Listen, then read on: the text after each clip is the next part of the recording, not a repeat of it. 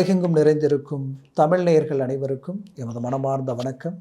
நான் உங்கள் ஜோதிடர் அந்தியூர் சுதாகர், பாரம்பரிய முறை ஜோதிட ஆராய்ச்சியாளர். இன்று நாம் காணக்கூடிய தலைப்பு, ரிஷபராசி அன்பர்களுக்கு செவ்வாய் பகவான் உச்சமடையக்கூடிய காலகட்டங்கள் ஜனவரி மாதம் 15ஆம் தேதியிலிருந்து பிப்ரவரி மாதம் 24ஆம் தேதி வரைக்குமே கிட்டத்தட்ட 40 நாட்கள் இந்த காலகட்டங்கள் நீடிக்கும். இந்த காலகட்டங்களில் உங்களுக்கு கிடைக்கக்கூடிய அற்புத பலன்கள் என்ன, அதனால் கிடைக்கக்கூடிய மேன்மைகள் என்னன்றதை இந்த காணொலியில் தெளிவாக விவரமாக நம்ம பார்க்கலாம். நம்ம சேனலை சப்ஸ்கிரைப் பண்ணாதவங்க பண்ணிக்கங்க, பெல் பட்டனை கிளிக் பண்ணி ஆல் ஆப்ஷனை கொடுத்துக்கங்க. அப்போ தான் அடுத்தடுத்து காணொலிகள் உங்களை உடனடியாக வந்து அடையும். ஆக ரிஷபராசி அன்பர்களுக்கு செவ்வாய் இருக்கக்கூடிய இடம் பார்த்திங்கன்னா பாக்கிய சம்மந்தப்பட்ட இடம். உங்களுடைய பாக்கிய சம்மந்தப்பட்ட இடம்ன்றது எப்படின்னா, இது ஒரு சரராசியில் செவ்வாய் நிற்கிறாரு. அந்த இடத்துல அவர் உச்சம் அடைகிறாரு.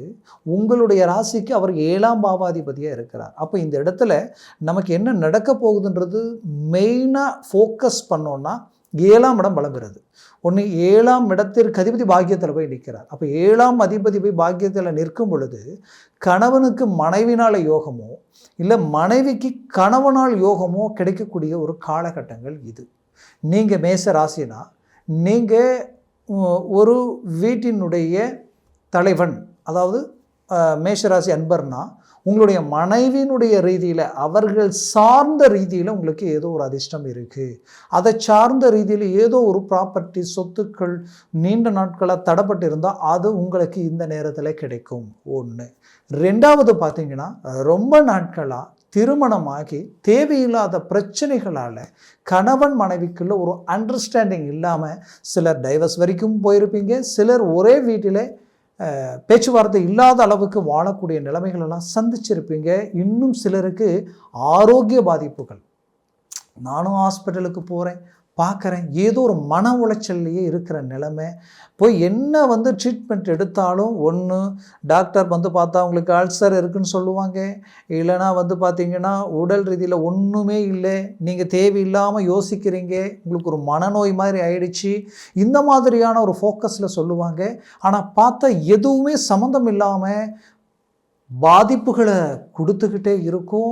நீண்ட நாட்களாக இதோட ட்ராவல் பண்ணக்கூடிய நிலைமைகளை சந்திச்சிருப்பீங்க. அப்போது இந்த மாதிரியான இக்கட்டான ஒரு சில பிரச்சனைகளுக்கு இந்த காலகட்டங்கள், இந்த 40 நாட்கள் செவ்வாய் பகவான் 7ஆம் இடத்திற்கு அதிபதியாக பாக்கியத்தில் போய் நிற்கிறதுனால தீராத பிரச்சனை தீரும், தீராத சிக்கல்களும் தீரும். எப்படின்னா, ரொம்ப நாள் ஆரோக்கிய பிரச்சனைகள் தீரும். அதற்குரிய சொல்யூஷன் ஏதோ ஒரு வழியில் உங்களை அடையும், கிடைக்கும். அதை நீங்கள் பயன்படுத்தி சரி பண்ணிக்குவீங்க. ரெண்டாவது, பிரிஞ்சு இருக்கக்கூடிய கணவன் மனைவி மீண்டும் ஒன்றிணையக்கூடிய ஒரு காலமாக இது இருக்கும். அடுத்து, உங்களுக்கு விரும்பியவர்கள் விலகி போயிட்டாங்க, காரணமே இல்லாமல் விலகி போயிட்டாங்க.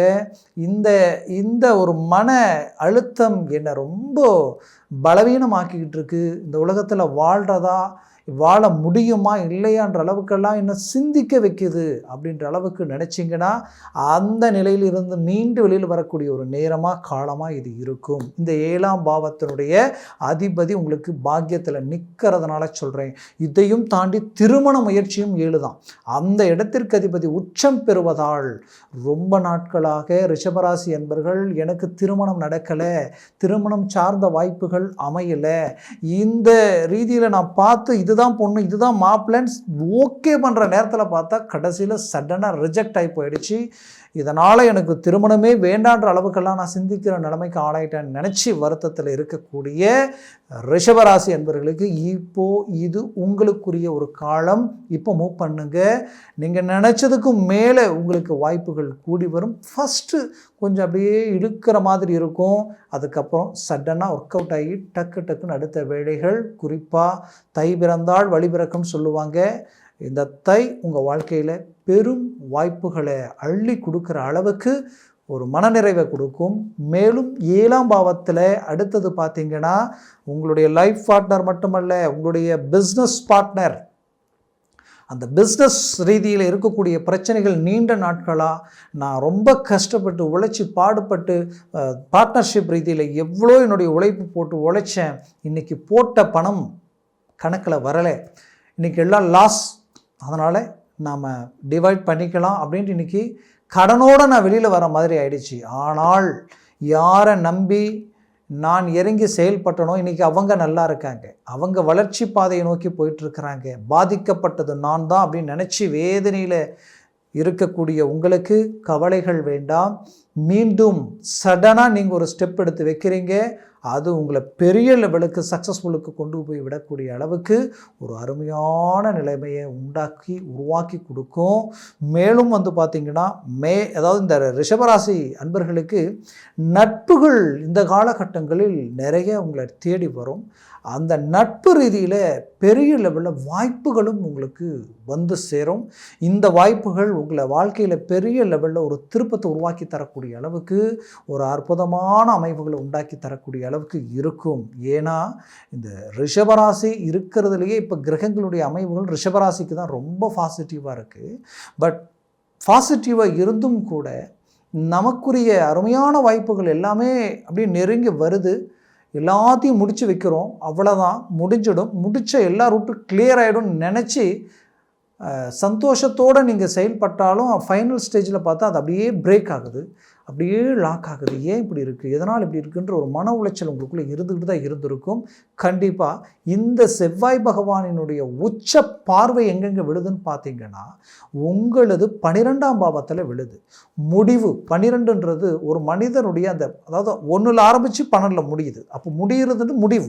அந்த முடிவுன்றது என்னென்னா எந்தெந்த காரியங்களை நீங்கள் எடுத்து செயல்படுத்தி அதை முடிக்க முடியாமல் முடிவுக்கு வராமல் இருக்கோ அந்த விஷயங்கள் எல்லாமே இப்போ உங்களுக்கு முடிவுக்கு வரப்போகுது, உங்களுக்கு நடக்க போகுது. இவர் பார்வை அந்த இடத்துல விடும் பொழுது குறிப்பாக வெளிநாடு போகணும்னு நினச்சிங்க இல்லையா, உங்களுக்கு தான் இந்த வாய்ப்பு 100% ஒர்க் அவுட் ஆகும். அதுலேயும் வெளிநாட்டில் இருக்கிறீங்கன்னா ரொம்ப ரொம்ப மன உளைச்சலும் குழப்பங்களும் இனம் புரியாத இழப்புகளையும் சந்தித்து வைராகியத்துக்கு கட்டுப்பட்டு வாழ்க்கையில் சாதிக்கணும். இந்த இலக்கு மட்டும் இல்லை, என்னை விட்டு போனவங்க கூட என்னை தேடி வரணும், நான் என்னுடைய வேலையை இழக்கக்கூடிய நிலைமைக்கு ஆளாயிட்டேன், மீண்டும் ரீஎன்ட்ரி கொடுக்கணும்னு நினச்சி வைராகியத்தில் இருக்கக்கூடிய உங்களுக்கு இந்த செவ்வாய் பகவானது பார்வை 12ஆம் பாவத்தில் விழுவதால் உங்களுடைய வாழ்க்கையில் மிகச்சிறந்த மாற்றங்களை அள்ளி கொடுக்க போகுது. எல்லாத்தையும் நீங்கள் மீண்டும் சரி செய்து ஒரு சக்ஸஸ்ஃபுல்லான ஒரு மேனேஜ்மெண்ட்டை உருவாக்க போகிறீங்க. ரிஷபராசி அன்பர்களினுடைய வாழ்க்கையில் புத்திரபாகியம், பிள்ளைகள் சார்ந்த இடம் அப்படின்னு பார்த்தீங்கன்னா உங்களுக்கு கன்னி. அந்த கன்னியில் பார்த்தீங்கன்னா புதனுடைய ஆதிக்கம். அந்த புதனும் பார்த்தீங்கன்னா இப்போ மகரம் கும்பம் மீனத்தில் தான் ட்ராவல் ஆகக்கூடிய ஒரு நிலை கணக்கு தெரியுது. அப்போ 2 தனஸ்தானாதிபதியும் பஞ்சமாதிபதியும் 6 to 12 மறையாமல் ஒரு நல்ல இலக்கை நோக்கி பயணம் பண்ணிட்டு இருக்கிறதுனால பிள்ளைகளினுடைய கல்வி மேன்மை எல்லாமே டாப் லெவலில் இருக்கும். திருமண வயதில் இருக்கக்கூடியவங்களுக்கு திருமணம் கைக்கூடி வரும். ஆனால் திருமணம் செய்து ஏற்கனவே உங்களுடைய பிள்ளைகளுக்கு திருமணம் திருமணத்தினால் சில பிரச்சனைகளை சந்திச்சுட்டு இருப்பீங்க. அந்த பிரச்சனைகளை சரி செய்யக்கூடிய அற்புதமான காலகட்டமாக இது மாறும். அதுலேயும் குறிப்பாக சொல்லணும்னா ரிஷபராசி அன்பர்களுக்கு தனஸ்தானம் ப்ளஸ் இந்த செவ்வாயினுடைய பார்வை விழக்கூடிய இடம் 3ஆம் பாவம். 3ஆம் பாவம்ன்றது முயற்சி. நீங்கள் எடுக்கிற முயற்சியெல்லாம் சக்ஸஸ்ஃபுல் ஆகிடும். உங்களுடைய தொழிலில் இத்தனை நாட்களாக பலவித சரிவுகளை சந்தித்து தேவையில்லா நெருக்கடிகளுக்கு ஆளாகி நம்ம தொழில் செய்யலாமா, இதை விட்டுட்டு வெளியில் வேலைக்கு போயிடலாமான்ற அளவுக்கெல்லாம் சிலர் யோசிச்சிருப்பீங்க. ஏன்னா உங்ககிட்ட சம்பளம் வாங்குகிற தொழிலாளிக்கு இருக்கக்கூடிய ஒரு நிம்மதி சந்தோஷம் கூட முதலாளிக்கு இல்லாத அளவுக்கு நிலைமை ஆயிடுச்சு. அப்போது இந்த நிலை எதிரிக்கு கூட வந்துடக்கூடாதுன்ற அளவுக்கு யோசித்த உங்களுக்கு மீண்டும் ரீஎன்ட்ரி கொடுத்து ஒரு நல்ல வளர்ச்சி பாதைக்கு போகிறதுக்காக இந்த செவ்வாய் பார்வை டைரெக்டாக 3ஆம் பாவத்தில் விழுறதுனால வெற்றி நிச்சயமாக உங்களுக்கு இருக்குது. உங்களுக்கு பார்ட்னர்ஷிப் ரீதியில் இருக்கிற பிரச்சனைகள் தீரப்போகுது. நீங்கள் எடுத்து வைக்கக்கூடிய ஒவ்வொரு ஸ்டெப்பும் சக்ஸஸ்ஃபுல்லான ஒரு நிலையை குறிக்கும். வேலையில் இருக்கக்கூடிய சிக்கல்கள் தீரப்போகுது. ஏன்னா 4ஆம் பாவத்தில் இந்த செவ்வாயினுடைய பார்வை 8ஆம் பார்வையே விழுது. அப்போ 4ஆம் பாவத்தில் விழும் பொழுது உங்களுடைய அந்தஸ்து, மரியாதை, மன உளைச்சல், ரொம்ப நாளாக இருந்த மன உளைச்சல், உங்களை தேவையில்லாத யாரெல்லாம் டென்ஷன் பண்ணிட்டு இருந்தாங்களோ அதுலேருந்து ரிலீஃப் ஆக போகிறீங்க. ப்ரொமோஷனுக்குரிய வாய்ப்புகள் கிடைக்க போகுது. ப்ரொமோஷன் மட்டும் இல்லாமல் டெம்பரவரி ஜாப்பில் இருக்கிறவங்களுக்கு பர்மனெண்டடான சான்ஸ் உண்டாகும்.